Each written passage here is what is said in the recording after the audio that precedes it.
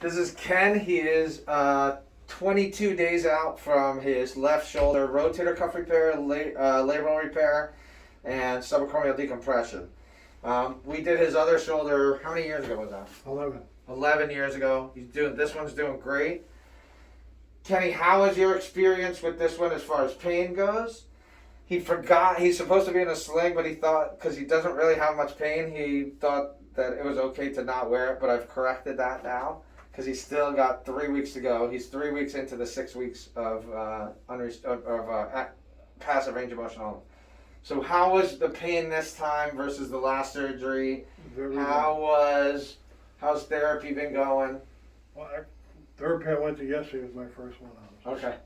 But yeah, no, the pain level is. So all you did were the pendulum exercises then the first. Pretty much, yeah. The wax on, wax off. Yep. I did that at home. Cobra Kai style. From the last time. Go like this. That also, if I remember correctly, took you a couple months with this shoulder to get back here, and now you're doing it right away. Yep. So, are you taking any pain meds? No, none. None.